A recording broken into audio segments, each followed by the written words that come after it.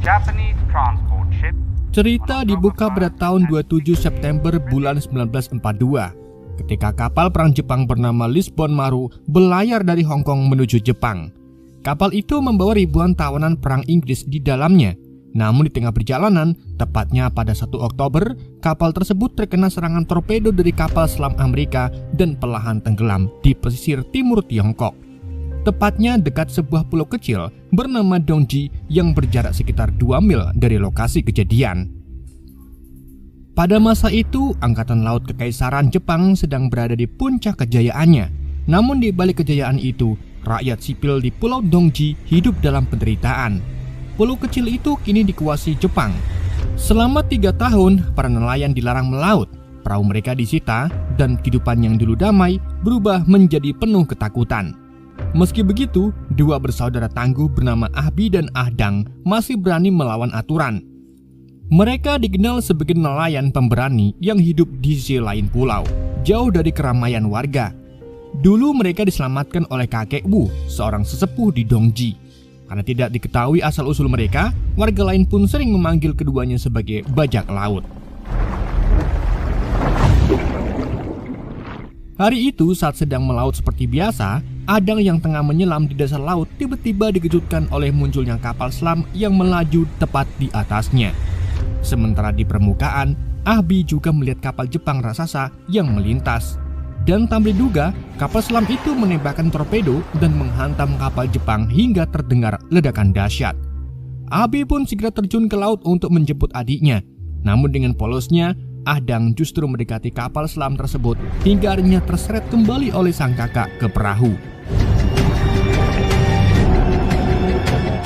Suara ledakan itu pun terdengar sampai ke desa, membuat seluruh warga panik. Komandan Jepang di pulau itu segera memerintahkan anak buahnya melapor ke markas. Pasukan Jepang pun langsung bersiaga untuk melakukan evakuasi. Sementara itu di tengah laut, Ahbi dan Ahdang melihat seorang pria mengapung di antara ombak. Tak pikir panjang, Ahdang pun langsung terjun untuk menyelamatkannya meski Ahbi menentangnya.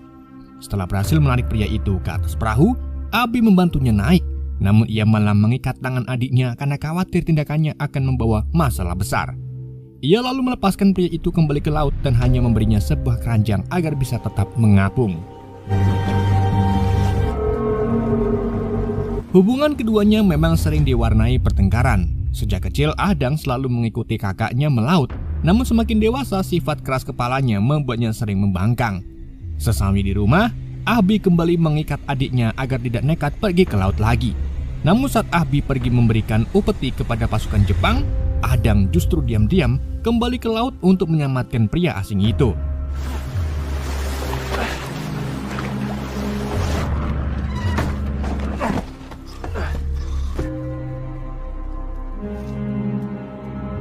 Setelah diselamatkan, pria tersebut sadar. Ia memperkenalkan dirinya sebagai Thomas. Ia mencoba menjelaskan bahwa masih ada ribuan rekannya yang terperangkap di dalam kapal yang tenggelam. Sayangnya karena perbedaan bahasa, Ahdang tidak sepenuhnya memahami ucapannya. Saat Thomas meminta besi parang, Ahdang malah salah paham. Thomas akhirnya menjelaskan dengan tenang, dan Ahdang pun mengerti bahwa Thomas hanya ingin membakar luka untuk menghentikan pendarahan.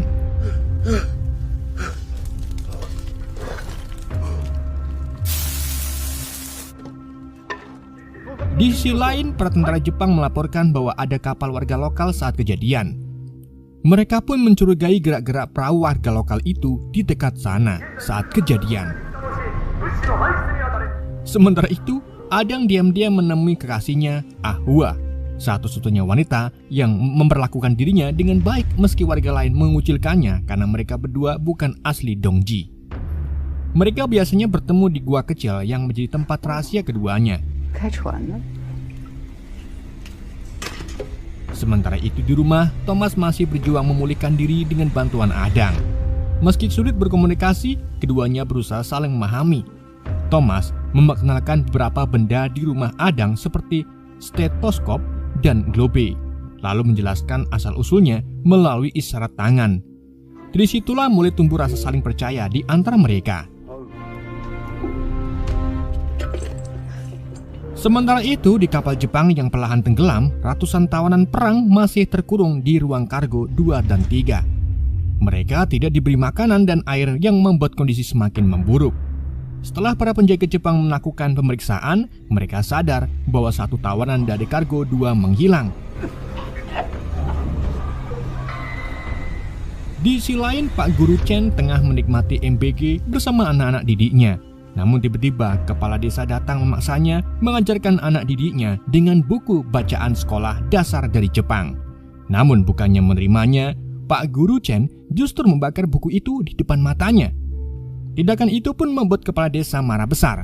Ia menegaskan bahwa mereka sudah pernah mencoba melawan Jepang, tetapi hasilnya hanya membawa kehancuran. Ia meminta Pak Guru Chen untuk bersabar dan menuruti perintah agar seluruh warga tetap aman. Meski begitu, ia menolak tunduk kepada penjajah dan mengusir kepala desa dari rumahnya. Tak lama kemudian ada datang lewat pintu belakang. Ia memohon agar Pak Guru Chen ikut ke rumahnya untuk membantu menerjemahkan bahasa Thomas. Namun situasi menjadi kacau ketika Ahbi tiba-tiba pulang dan mendapati Thomas berada di rumahnya. Tanpa pikir panjang, ia pun langsung memukul dan menyeretnya keluar, mengira pria itu akan membawa masalah besar. Untung saja Pak Guru Chen dan Adang datang tepat waktu. Setelah menenangkan keduanya, Pak Guru Chen meminta Ahbi keluar dan ia mulai berbicara dengan Thomas. Meski kemampuan bahasa Inggrisnya terbatas, Pak Guru Chen masih memahami beberapa kata dalam bahasa Inggris.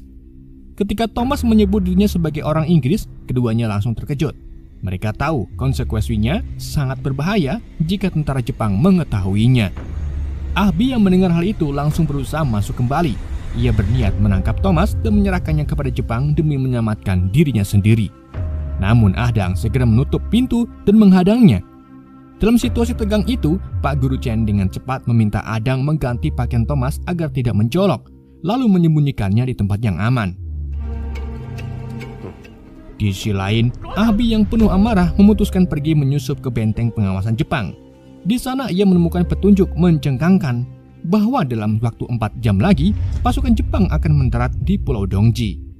Melihat situasi yang semakin genting, Ahbi segera melapor kepada sesepuh desa yaitu Mr. Wu, di mana ia menyampaikan bahwa warga harus segera bersiap karena dalam waktu 4 jam lagi tentara Jepang akan datang.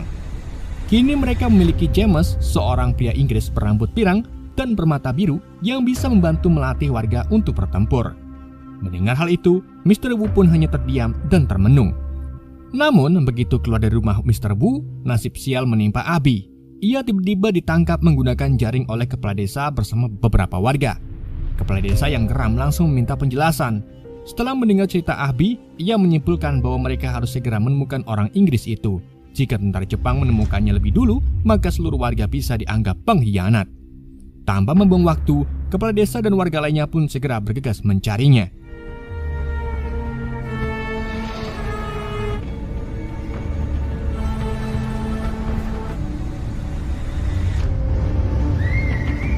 Sementara itu, saat warga masih sibuk mencari, pasukan Jepang akhirnya benar-benar datang. Kepala desa pun segera memerintahkan semua warga berkumpul di tepi dermaga untuk menyambut kedatangan mereka. Di dermaga, Letnan Jiushi tiba bersama pasukannya. Dengan nada tegas, ia menuntut warga segera menyerahkan pria berambut pirang dan bermata biru itu. Kepala desa mencoba membela diri dan mengatakan bahwa tak ada orang asing di pulau ini.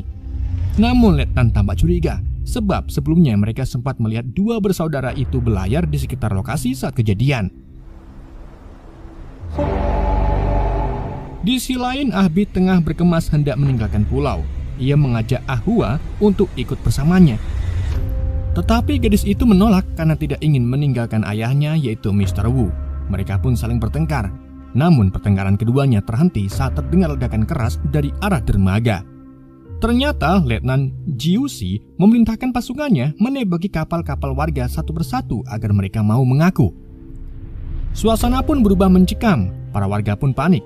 Salah satu warga yang berani melawan langsung dihajar tanpa ampun.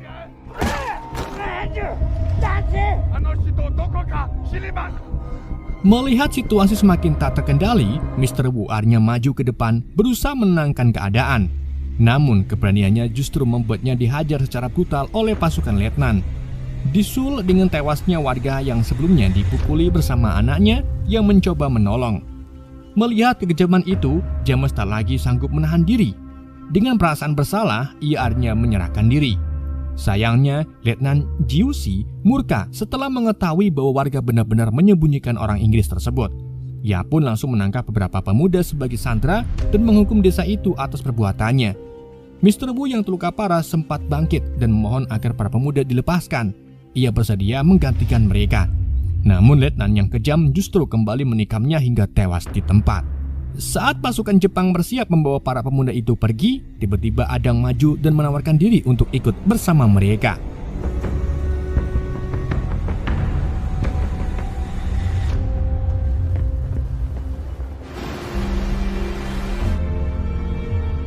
Setelah peristiwa mengerikan itu, kepala desa langsung memarahi Ahbi dan Guru Chen.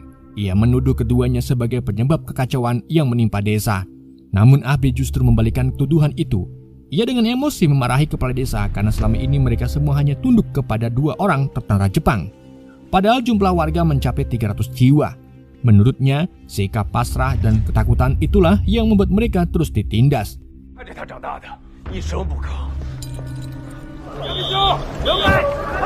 Di sisi lain, Adang dan beberapa pemuda desa telah dibawa ke kapal milik Jepang yang hampir tenggelam. Mereka langsung dimasukkan ke ruang tahanan.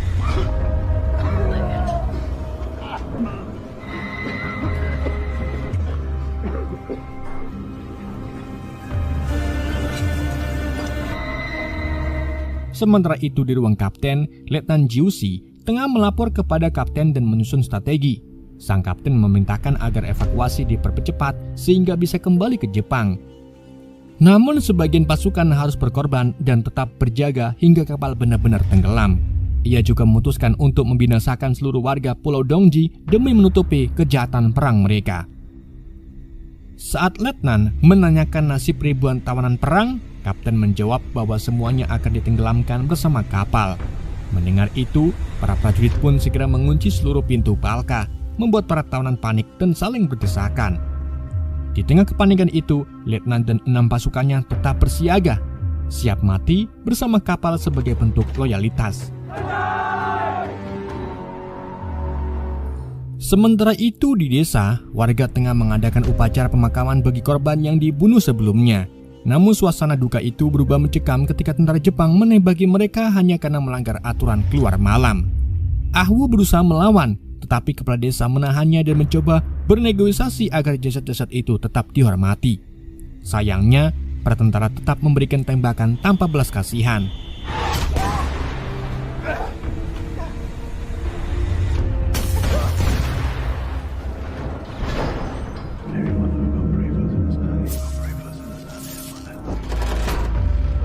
Di sisi lain, keadaan di kapal semakin memburuk. Dinding bagian bawah mulai jebol dan air laut masuk dengan deras. Di tengah kepanikan itu, Adang memberanikan diri menyelam untuk mencari jalan keluar lewat jalur bawah air. Di saat yang sama, Guru Chen yang tak tahan melihat kejaman tentara Jepang akhirnya mengambil keputusan nekat. Ia mengambil senjata dan berniat menyusup ke benteng Jepang untuk melakukan perlawanan. Sementara Ahdang masih berjuang di dalam air menelusuri celah-celah ruangan kapal yang semakin tenggelam. Di permukaan, Abi juga menyelinap ke kapal demi mencari adiknya. Sementara itu di benteng Jepang, Guru Chen berhasil masuk tetapi upayanya gagal karena senjata yang ia bawa macet.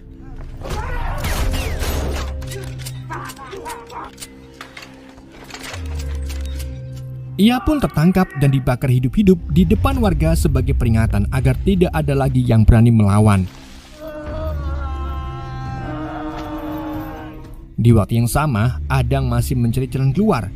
Sayangnya ia tertimpa runtuhan kapal yang membuatnya hampir kehabisan napas. Untungnya, Abi datang tepat waktu dan menariknya keluar.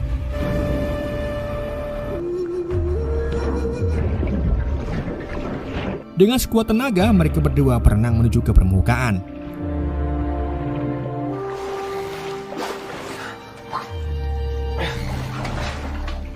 Sementara itu, Guru Chen yang tertangkap malah dibakar hidup-hidup di depan warga sebagai peringatan jika berani melawan.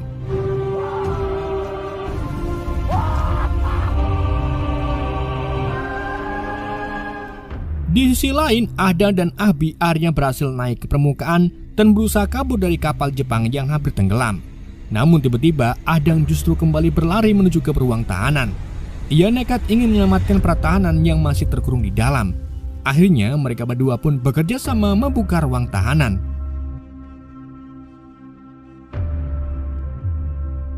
Sayangnya aksi mereka diketahui oleh tentara Jepang. Beberapa tahanan yang berhasil keluar pun langsung melakukan perlawanan. Dalam kekacauan itu, Adang naik ke dek kapal dan dengan berani menyerang letnan Jepang. Meski tubuhnya ditembaki berkali-kali, ia tetap melawan hingga akhirnya berhasil membunuh sang letnan. Namun, pengorbanannya harus dibayar mahal. Adang pun gugur di tempat. Beberapa tahanan yang tersisa bersama para pemuda desa berhasil keluar dari kapal bersama Abi yang membawa jasad adiknya. Mereka berenang hingga tiba di desa Dongji. Abi pun langsung membaringkan tubuh adiknya dan terdiam dalam kesedihan mendalam. Tak lama ia pun bangkit dan melampiaskan amarahnya kepada para tentara Jepang yang masih bertahan di benteng.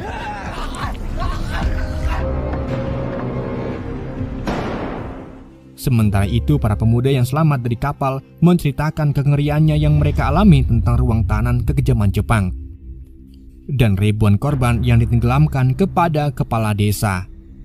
Mendengar kisah itu, Ahwu segera memerintahkan warga untuk bersiap berlayar menyelamatkan para tahanan lain. Namun karena ia seorang wanita, adat desa melarangnya ikut berlayar. Di saat yang bersamaan, Abi datang membawa senjata dan menyerahkan surat perintah yang ia ambil dari benteng Jepang. Kepala desa yang membacanya langsung terkejut, sebab surat itu berisi perintah pembantaian seluruh warga di pulau ini.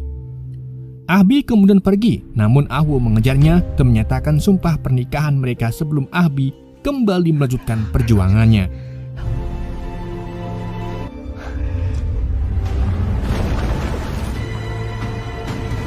Dengan sisa tenaga dan keberaniannya, Abi berlayar menuju kapal yang nyaris tenggelam itu. Ia berhasil membuka satu ruang tahanan, tetapi seluruh penghuninya telah tewas tenggelam. Tanpa menyerah lebih dulu, ia pun melanjutkan membuka ruang lain yang masih setengah terendam dan berhasil menyelamatkan beberapa tahanan. Bersama mereka, Abi melawan sisa-sisa pasukan Jepang yang masih bertahan di sana hingga akhirnya menang.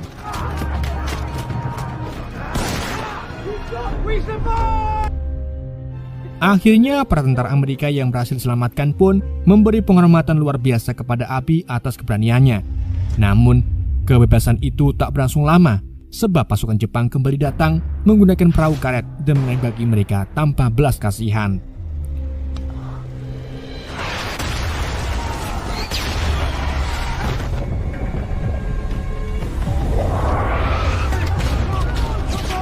Para tahanan Amerika yang masih hidup berusaha bertahan, melompat dari kapal dan mencoba menjatuhkan perahu Jepang itu. Sayangnya, para tentara musuh itu tetap brutal, membantai siapapun yang masih terapung di lautan.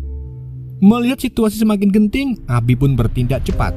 Ia mengambil seutas kain, menyelam ke dasar air, lalu mengikatkannya pada mesin perahu karet Jepang. Seketika perahu itu pun berhenti, memberi celah bagi para tahanan Amerika untuk membalikkan perahu musuh dan melawan balik dengan sisa tenaga yang ada. Abi yang terluka tetap berani melompat ke atas perahu musuh. Ia bertarung habis-habisan, namun perlawanan itu berakhir tragis ketika Jepang melemparkan granat. Ledakan besar pun terjadi yang membuat tubuh Abi terbental ke laut dan bahunya terluka parah.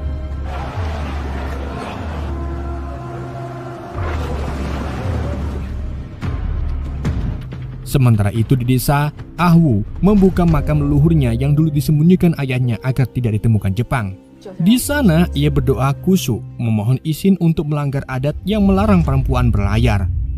Baginya, diam berarti menyerah, sedangkan terlalu banyak nyawa telah melayang.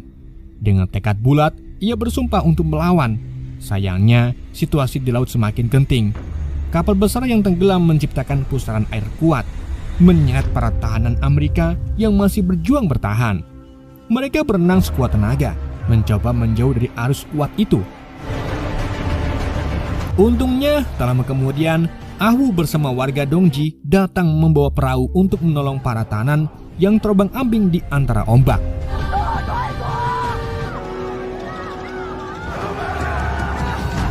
Dari kejauhan, Kapten Jepang yang mengawasi situasi tampak kebingungan menentukan langkah.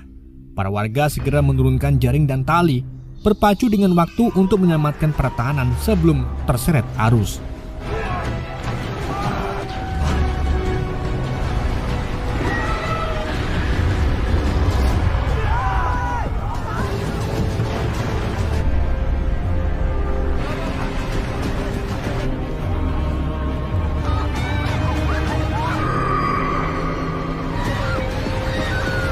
Ahu bahkan turun menggunakan sampan kecil yang diikat ke perahu besar agar bisa mendekat lebih jauh. Di sisi lain, Abi yang masih bertahan dalam luka pasrah berusaha mengikat tali itu agar sampan bisa tertarik kembali ke arah warga. Kepala desa juga ikut menarik tali, namun naas, ia terseret arus dan gugur di tempat.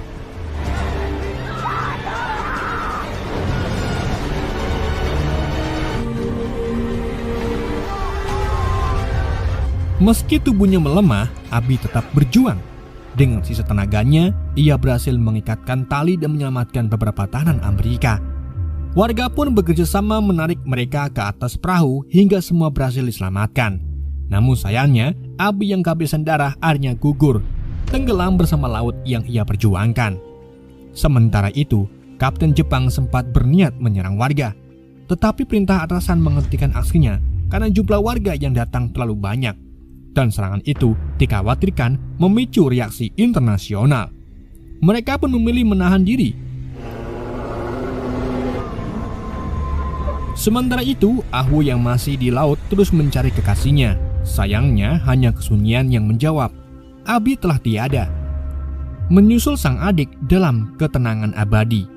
Meski begitu, perjuangan mereka tak sia-sia. Para tahanan Amerika berhasil diselamatkan dan dirawat oleh warga Dongji dengan segala keterbatasan. Sang Kapten Amerika memberikan penghormatan mendalam kepada warga desa yang telah mempertaruhkan nyawa mereka demi menolong mereka. Iya benar.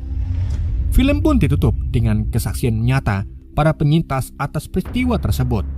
Kisah heroik warga Dongji yang menyelamatkan ratusan tahanan dari kapal tenggelam sekaligus menjadi bukti bahwa kekejaman perang tak pernah layak dilupakan oleh mereka yang merasakan.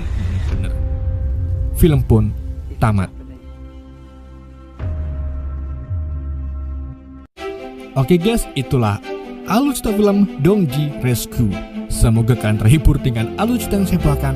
Mohon maaf jika ada kesalahan dalam penyampaiannya ataupun penyebutan nama. Sekian dari Yende, sampai jumpa di video berikutnya.